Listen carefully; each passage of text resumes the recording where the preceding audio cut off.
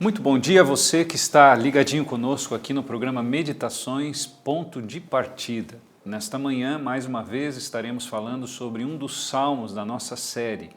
E você também pode conhecer um pouco mais da Bíblia através do nosso programa que nós temos todos os domingos às 8 horas da manhã, onde a gente tem ali uma mesa redonda e a gente conversa também sobre outros temas, lendo os textos da Bíblia, aprofundando um pouco mais o nosso conhecimento. Hoje nós vamos meditar no Salmo 6. O Salmo 6, ele apresenta aqui uma oração no momento de angústia, de ansiedade. E interessante que o verso 5 diz assim: pois na morte não há recordação de ti, uma referência a Deus. No sepulcro, quem te dará louvor? E o verso 4, o salmista ele diz assim: volta-te, Senhor, e socorre-me, salva-me por tua graça. Em primeiro momento ele faz um pedido de ajuda e no segundo momento uma declaração, onde diz que na morte não há como louvar a Deus.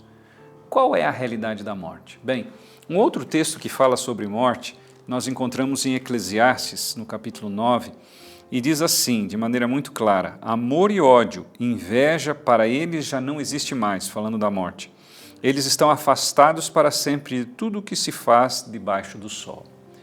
A morte é um estado de total inconsciência, ao contrário do que muitos creem, conforme, por exemplo, os pensadores gregos, platônicos, que diziam que havia, um desprendimento, por exemplo, do corpo, de uma alma. Alguns creem num estágio intermediário, como o purgatório, mas a Bíblia não apresenta essa realidade. Esses são pensamentos humanos.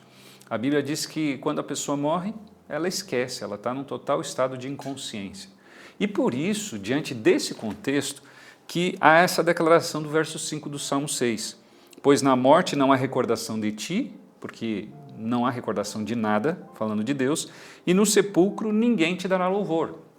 Então, em outras palavras, o salmista está propondo viver a vida da melhor maneira possível. E o que é viver a vida da melhor maneira possível? Para muitos, desfrutando de prazeres, gastando o seu tempo com coisas supérfluas, mas no contexto da Bíblia, viver a vida da melhor maneira possível é fazer aquilo que você deve fazer da melhor maneira.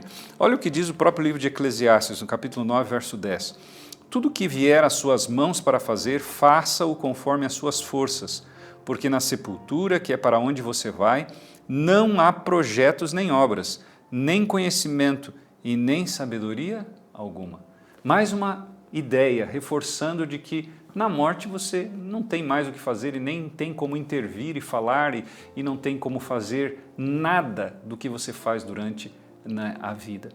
Então, a proposta do salmista é: viva a vida tomando as melhores decisões, escolhendo estar ao lado daquele que pode te dar realmente condições de ser uma pessoa feliz. Não é através da aquisição de bens ou na aquisições de títulos ou de posições que você vai conseguir ter uma vida feliz. Mas a proposta de Deus, a proposta da Bíblia é que para ser feliz é necessário ouvir a Deus, a ouvir os seus conselhos, fazer a sua vontade. Jesus disse certa vez em João capítulo 14, 15 e também no capítulo 15, 14: se sois meus amigos, fazeis o que eu vos mando. Se me amais, guardareis os meus mandamentos. É isso que realmente representa viver bem, fazer as melhores escolhas. A vida é como uma encruzilhada. Você precisa tomar um rumo, você precisa tomar uma decisão. E nós temos dois caminhos, um caminho que Deus está presente e um outro caminho que Deus não está presente. Um caminho em que a palavra de Deus tem valor na nossa vida, um caminho que a palavra de Deus não tem valor em nossa vida. Nós podemos escolher qual caminho nós vamos seguir. Mas não esqueça, todos esses caminhos, não importa se com Deus ou sem Deus, eles têm uma consequência final.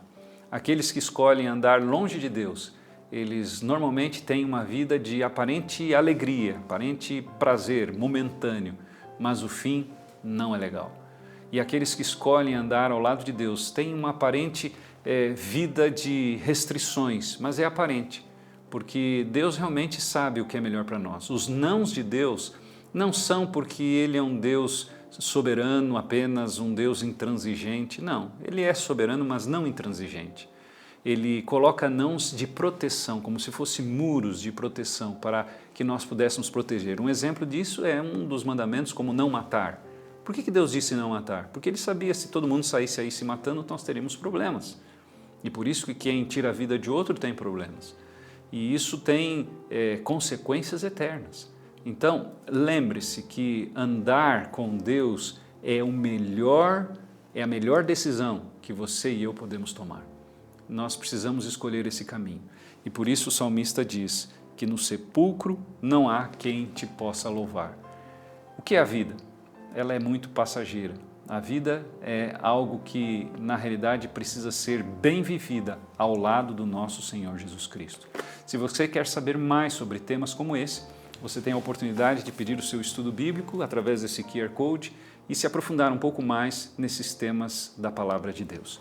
E lembre-se, seguir a Palavra de Deus é sempre a melhor escolha. Um grande abraço e até o próximo programa.